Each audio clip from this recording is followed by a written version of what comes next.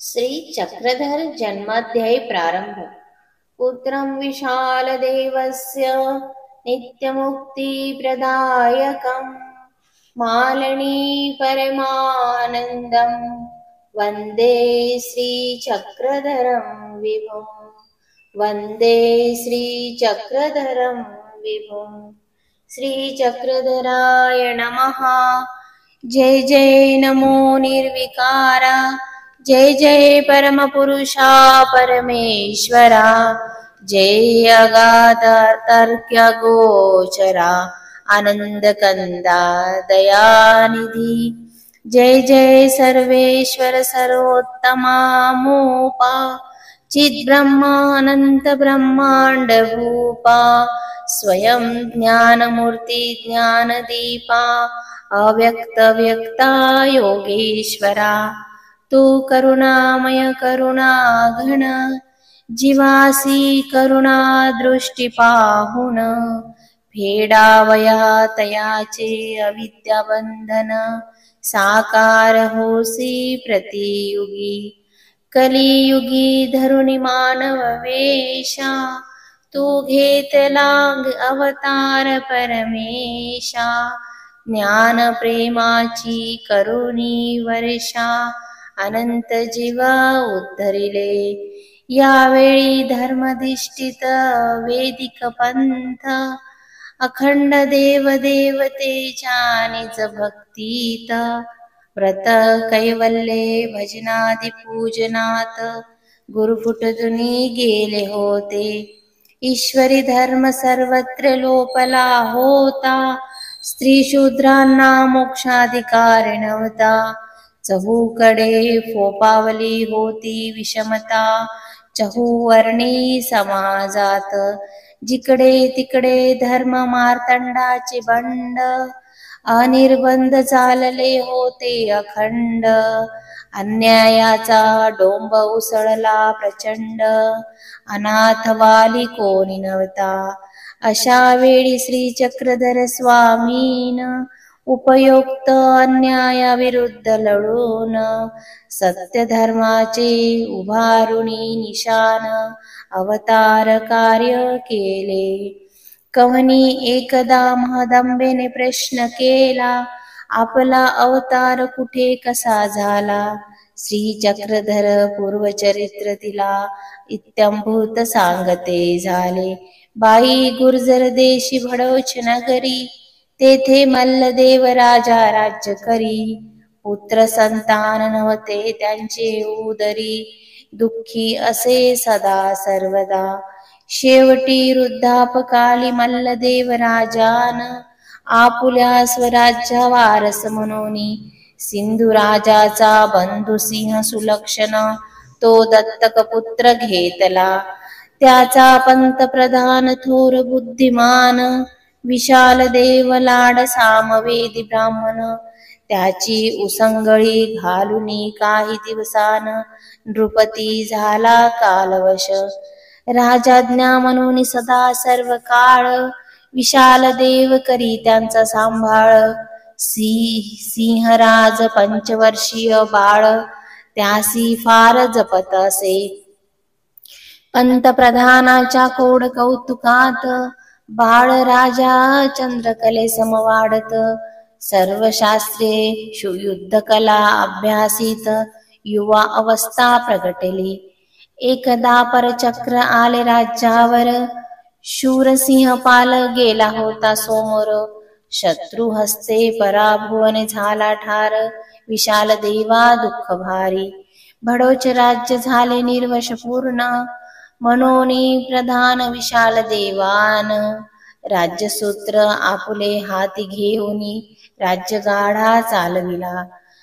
त्या विशाल देव प्रधानासही, उदरी नव्हते पुत्ररत्न काही। देव देवार्चन केले पण तरीही इच्छापूर्ती होईना। जो असे शक्तियुक्त परमेश्वर, श्री दत्तात्रेय प्रभू चिरायू अवतार, त्याचे अनुष्ठान मांडिले निरंतर, अपत्य प्राप्ती कारणे। त्यांचा पूर्ण भक्तिभाव पाहुनी, प्रत्यक्ष श्री दत्त प्रभू झाले प्रसन्न। पुत्र होईल ऐसे देऊनी वरदान अंतर्धान पावले. विशाल पत्नी मालन देवी सती श्री दत्त प्रसादे राहिली गर्भवती. 9 मास परिपूर्ण झाल्यावरती 32 लक्षणी जन्मले बाळ. मालन देवी विशाल देव पती पत्नी अतिशय हर्षले पुत्रमुख पाहुनी. दारी गुढ्या तोरणे उभारुनी आनंदोत्सव मांडिला. मंगल वाद्य वाजवित घरोघरी शर्करा वाटिती बसुनी हत्तीवरी. हर्ष मावेना त्यांचे काही अंतरी आनंदी आनंद चहूकडे. मग विशाल देवाची सदनी बाळा प्रौढा मुग्धा प्रलग्भा कामिनी.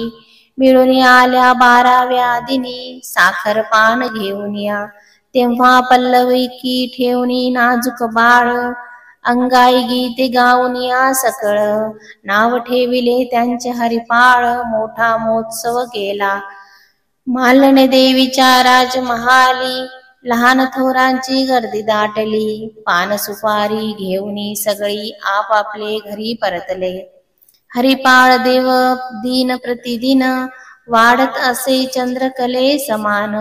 माता पितांचा तो पंचप्राण विसंबती नात्यास कधी.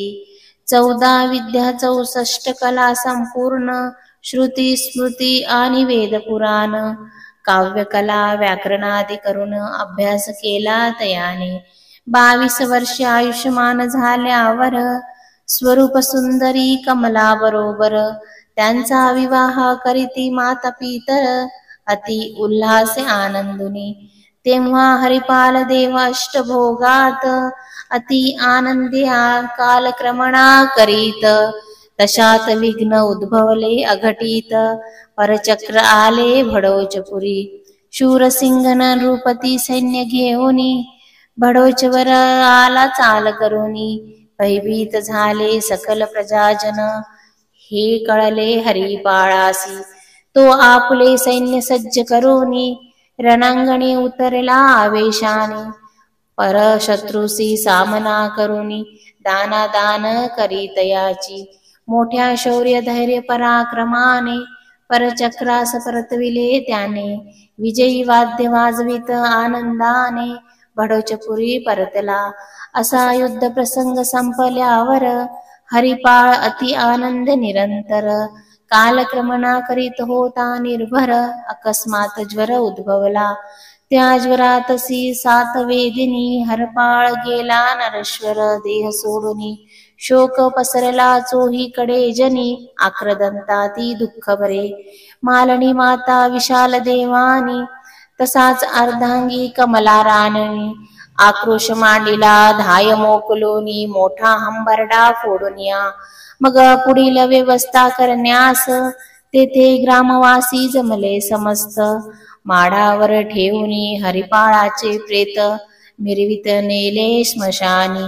नर्मदा काठी वटवृक्षाजवळी चंदनाच्या काष्टाची चिता रचिली. त्यावर हरिपाळाची तनू ठेविली करावया तिचे दहन.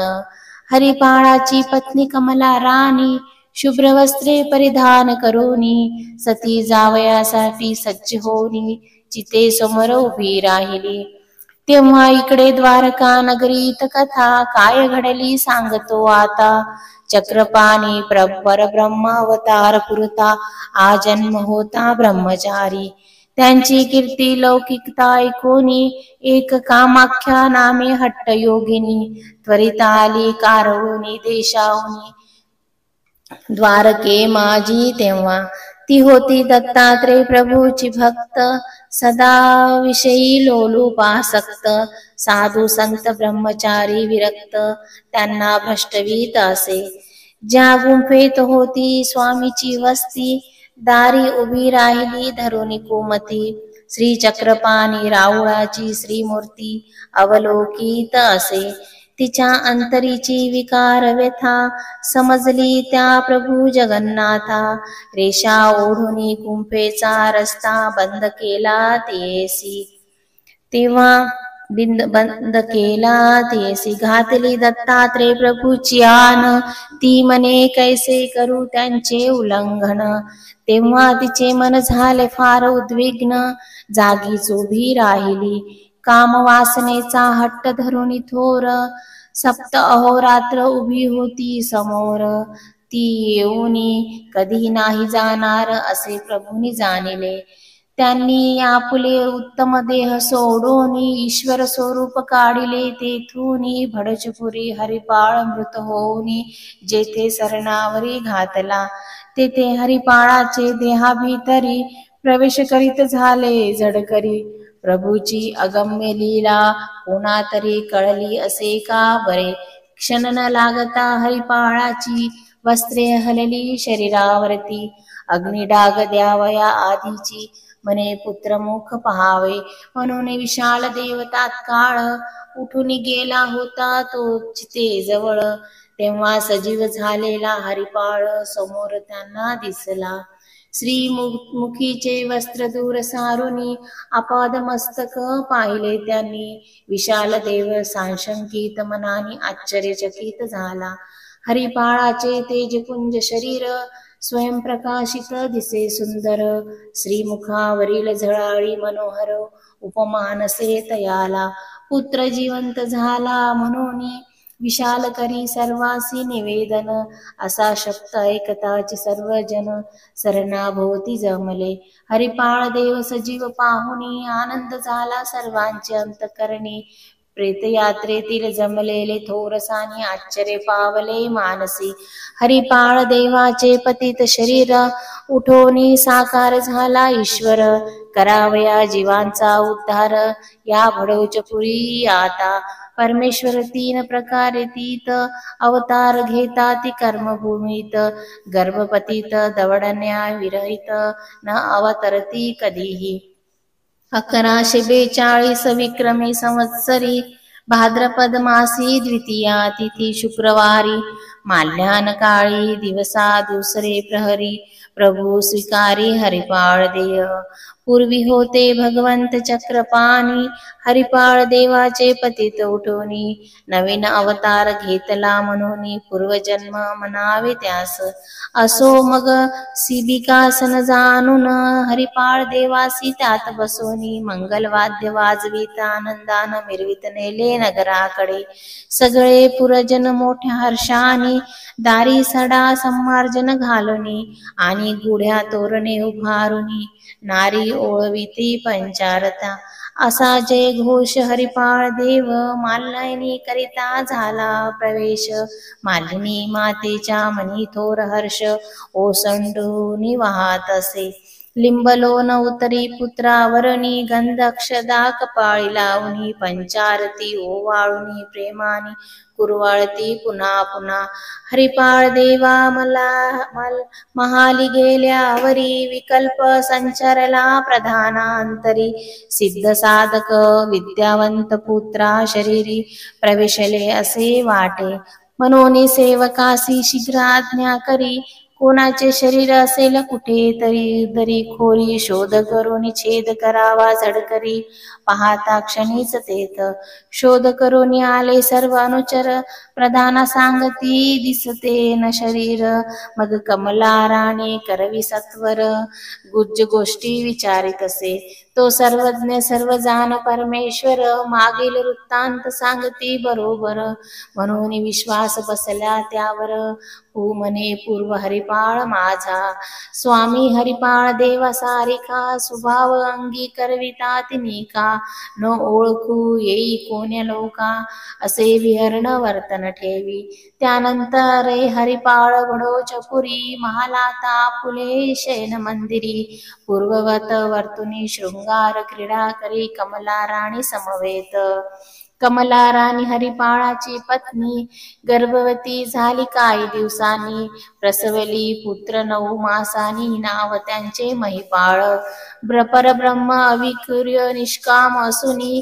काथरिली संसार प्रवृत्ती मनी. कमला राणी विषय चालीची म्हणून अंगीकार केला तियेचा. पूर्वीच्या हरिपाळाचे नीच व्यसन धरिले जुवा खेळण्यास. हाटामध्ये जाऊनी खेळती रोजच, एक वेळ हार स्वीकरली. मग उधार घेऊन या श्रीहरी, जेव्हा निघाले आमुचे घरी. त्यांना अडवूनी म्हणाले जुवरी, आमचे द्रव्य कोण देईल. गोपाळ कृष्णाची वाहुनी आन, हरिपाळाचे सांगितले निक्षून. तुमचे सकळ द्रव्य दिल्या वाचून, करणार नाही भोजन. असे बोलूनी जुवारी लोकांस, महालात जाऊनी म्हणाले पत्नीस. खूप द्रव्य हरिलो मी आज, तुझे अलंकार दे काढूनी. जुगारी लोकाचे देणे दिल्यावर, तुला नवीन घेऊन देईन अलंकार. हे कधी नाही मी विसरणार, असं प्रेमाचे बोलले. तेव्हा कमला राणी म्हणाली सत्वर, हे माझ्या माहेरचे अलंकार, मी नाही कधी तुम्हा देणार गोपाळाची आनसे. असा शब्द ऐकता प्रधान कुमार, जाऊनी पडले मनसकावर स्थिर. या घटनेचा त्यांच्या मनावर आघात झाला फार मोठा. मनी उदासीनतेचा करून स्वीकार, राज्य घरदार अन पत्नी संसार. त्याग करण्याचा केला विचार, कमलेची खंत धरुनी. मग माता पित्याची आज्ञा घेऊनी, राज्यभोग सारे वैभव सोडूनी. निघाले रामयात्रेच्या निमित्ताने, महाराष्ट्र देशाकडे. गुजरात प्रांत सोडून तत्वरित, पुढे आले मार्ग क्रमित. जेथे गोविंद प्रभू राज्य करितात, त्या रुद्धपुर ग्रामासी. तेथे सेंगुळ बुड निमित्ताने, उभय ज्ञान शक्ती स्वीकार करुनी. चक्र होया म्हणितले जे श्री प्रभूनी, ते नाम अंगी करिले. मग विद्यांजली 12 वर्ष फिरोनी, ससियासी सुवर्ण काया करुनी. ऋतुहरीचे मुक्ताबाईची भेटुनी, माधव भक्ता प्रेम दिले. पुढे झाडी गोंडवाडा भ्रमुनी, परमेश्वर पुरासी आले घेऊनी. श्री गोविंद प्रभू सर्वज्ञ भेटुनी, गंगा तीराकडे निघाले. तेव्हा सिंहस्थ पर्वणी निमित्ताने, राहेर नांदेड मेघंकर मार्गाने. बोनुबाया समवेत प्रेम भराने, प्रतिष्ठना विजय केले. नागांबिका प्रेम प्रदान करुनी, आम्ही पाटी फुटा सुदला तेथुनी. जीवोद्धरण्याचे वेशन स्वीकारुनी, अवतार कार्य केले. असे महदंबेच्या प्रश्नाचे उत्तर, देऊनी समाधान करीती श्री चक्रधर. त्याच लीळा चरित्राचा आधार, घेऊनी जन्माध्याय लीला. श्री चक्रधर स्वामी कृपा प्रसादाने, हा जन्माध्याय झाला संपूर्ण. मी पामर मती मूढ अज्ञान, काय स्वामीचे वर्णन करू. परमेश्वराधिष्ठित श्री नागार्जुन, परमार्धाची धुरा पाहिली ज्यांनी, त्यांच्या श्री चरणविंदी अभिवादन वारंवार करीत असे. सर्वज्ञ श्री चक्रधर स्वामी की जय.